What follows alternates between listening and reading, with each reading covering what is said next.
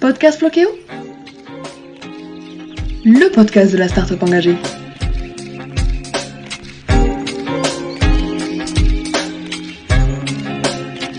Bonjour Christophe Papillon, ancien parachutiste, tu es aujourd'hui un aventurier engagé et en 2019 tu as traversé l'Atlantique à la rame en 64 jours. Sans escale, sans assistance, tu es parti des îles Canaries pour aller jusqu'en Martinique et ta détermination à soutenir les orphelins et les familles de soldats tombés pour la France t'a accompagné durant ces 5400 km car en effet, tu t'es engagé à reverser les sommes récoltées par le sponsoring et par les réseaux sociaux aux associations qui soutiennent cette cause. En tant qu'ancien parachutiste, on comprend rapidement la raison de ton engagement, mais pourquoi avoir choisi de voyager de cette façon ? Tout d'abord, bonjour à tous. J'ai traversé l'Atlantique. Le but était de venir en aide aux veuves et aux orphelins des soldats tombés pour la France. Tout simplement parce que ce qui me semblait primordial, c'était surtout de trouver une action pour soutenir cette cause.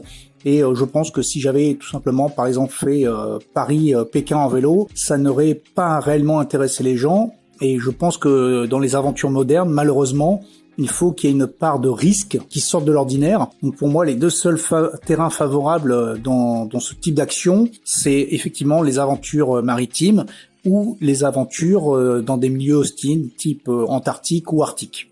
Et comment est-ce que tu as trouvé ce bateau et pourquoi l'avoir nommé RKKD ? En fait, le bateau, tout simplement, je l'ai récupéré auprès d'un camarade qui, lui, avait également tenté de faire la traversée quelques années avant moi, qui malheureusement n'a pas eu la chance d'arriver au bout, parce qu'il s'est retourné à 3 jours de l'arrivée. Heureusement pour lui, il a pu être récupéré quand même. Et heureusement pour moi, son bateau également a pu être récupéré. Donc il a fallu le refaire intégralement. En fait, on s'est servi de la structure et on a refait tout l'intérieur, tout ce qui est l'électricité, etc. Ce qui à peu près fait un travail de à peu près 2000 heures.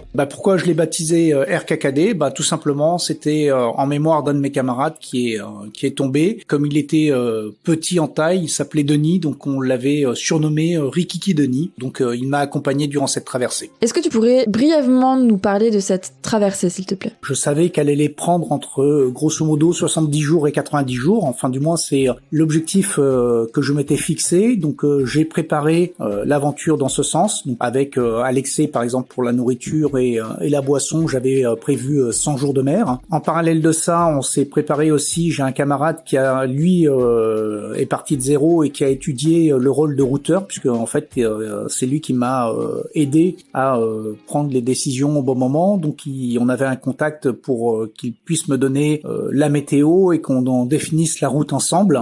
Donc ça, c'était pour tout ce qui était préparation. Ensuite, la préparation physique, il a fallu également se préparer. Donc c'est un monde que je ne connaissais pas, puisque je ne suis pas issu du monde de l'aviron. J'avais fait un peu de kayak, etc. Mais l'aviron, c'est une méthode de rame bien particulière. Donc je m'y suis préparé avec l'aide de l'ITEPS à Toulouse, donc l'Institut toulousain d'entraînement physique et sportif. Et donc là, on a déterminé en fait une durée de rame quotidienne, c'est-à-dire que c'était à peu près 12 heures, et donc trouver le point moyen où j'étais rentable sans tomber dans l'épuisement. Et de la même manière, après, je me suis préparé psychologiquement et physiquement. Enfin, c'est aussi de l'entendre, tout ce qui est petites blessures qui ne manquent pas d'arriver inévitablement, tout ce qui est tendinite, les escarres. Donc voilà, enfin tout ce qui est relatif à ce type de mouvement répétitif en milieu humide et salé. Donc voilà, j'ai mis à peu près 1 an pour monter l'aventure, que ce soit dans la recherche des sponsors, comme aussi bien dans la préparation du matériel, du bateau, et donc ce qui m'a permis pendant 1 an d'imaginer toutes les hypothèses possibles pour essayer de les résoudre toutes.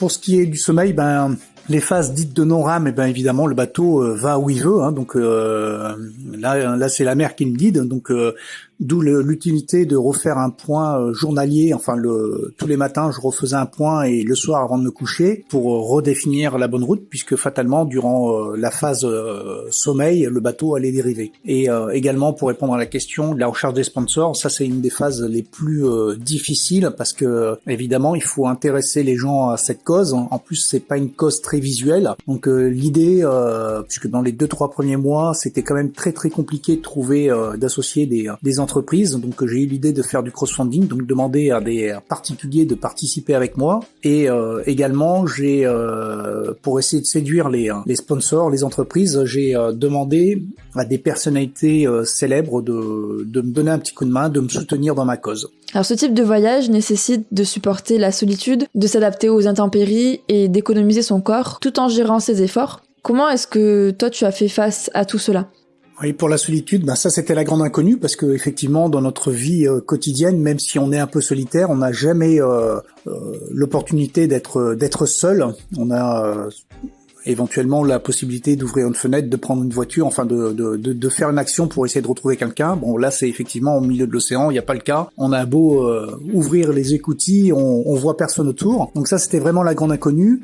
Donc je m'y étais préparé. Donc peut-être que effectivement ma carrière militaire m'a aidé à supporter cet inconnu entre guillemets. Après aussi je pense que le fait de se battre pour une cause simplifie grandement l'aventure, dans le sens où on se bat pas contre soi, mais on se bat pour d'autres, et donc c'est beaucoup plus facile à accepter. En fait, à accepter les difficultés. Après la solitude, on apprend aussi à l'adopter, à l'adopter entre guillemets, pas à l'adapter. Et donc on regarde, on observe, on se pose des questions à soi-même. J'avais également, pour couper un peu les phases de silence, pris avec moi des livres audio. Et puis on pense, on observe, on regarde. Et puis finalement il y a plein de choses intéressantes et on arrive à s'évader malgré tout. Voilà, donc ça c'était quelque chose de vraiment une belle leçon pour moi et où j'ai appris énormément de choses. Est-ce que tu aurais une anecdote à nous partager sur ton voyage ? Des anecdotes, il y en a eu plein, des positives. Alors il y en a pas eu une, il y en a eu 1000, mais ouais, donc des négatives, des positives. Et donc par exemple, j'ai eu l'opportunité de vivre un rêve d'enfant puisque j'ai eu la chance d'avoir une baleine qui est venue à couple du bateau, qui a navigué avec moi à peu près 4 ou 5 minutes et qui était tellement près que quand elle soufflait, ça sentait vraiment le poisson et c'était vraiment magique. C'était un moment vraiment particulier pour moi et vraiment magique à tel point que j'en ai même oublié de filmer sa présence. Points négatifs, mais qui ne sont malgré tout devenus positifs. Donc à un moment, entre le jour de l'an et le Noël et le jour de l'an, j'ai eu une mauvaise condition météo qui m'a fait reculer de 200 km. Donc mon ego était un peu touché. Donc le premier jour, j'ai pesté, insulté la mer, le ciel, enfin tout. Puis ça a continué 4 jours et au bout du 4e jour, j'ai supplié la mer et le ciel d'être clémente avec moi. Et en fait, ça nous redonne une vraie place dans cet univers. C'est-à-dire qu'on n'est pas grand-chose face aux éléments et ça repositionne. Donc quelque part, c'était une mauvaise expérience, mais aussi quelque chose de positif qui m'a appris à me resituer dans le contexte et ça c'était important. Selon toi, ce type de voyage est accessible à quel profil de voyageur ? Et est-ce que tu aurais des conseils à donner aux personnes qui souhaitent partir à l'aventure ? Je reste convaincu que si on veut, on peut et que beaucoup plus de personnes qu'on le pense sont capables de réaliser des choses qui sortent de l'ordinaire. Et là aussi, encore une fois, il faut pas aborder ça de manière sportive, mais il faut aborder ça avec un esprit d'aventure. C'est-à-dire que si ça se fait pas aujourd'hui, ça se fera demain. Là aussi, j'ai tiré beaucoup de leçons parce que quand je me suis préparé, j'ai essayer de prendre contact avec des gens qui l'avaient déjà réalisé. Il faut tirer des expériences de chacun et il n'y a pas besoin d'être super musclé parce que je prends pour exemple Peggy Boucher qui l'a traversé, c'est pas un gros brin de femme, c'est une femme avec des proportions très féminines. N'empêche qu'elle l'a pas fait une fois, elle l'a fait 2 fois.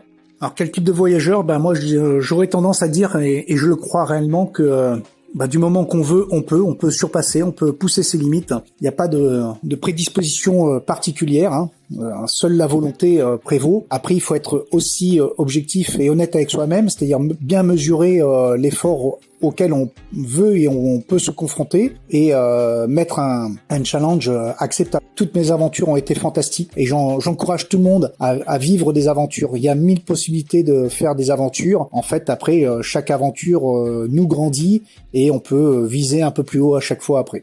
Merci Christophe, tu nous as embarqués dans de belles aventures avec cette interview. Si ce récit de voyage vous a inspiré et que vous voulez en savoir plus, sachez qu'il existe une BD qui retrace la vie et l'aventure de Christophe Papillon. Elle s'appelle Un papillon traverse l'Atlantique, elle a été écrite par Joël Attard et dessinée par Laurent Bru et elle est disponible aux éditions Un autre regard. Si vous voulez partir à l'aventure, vous pouvez retrouver nos itinéraires sportifs sur le blog Flokéo. Et n'hésitez pas à poser vos questions ou vos impressions en commentaire, on y répondra avec grand plaisir. Moi je vous dis à la semaine prochaine, prenez soin de vous et surtout, en attendant l'épisode de la semaine prochaine, n'oubliez pas de voir le verre à moitié plein.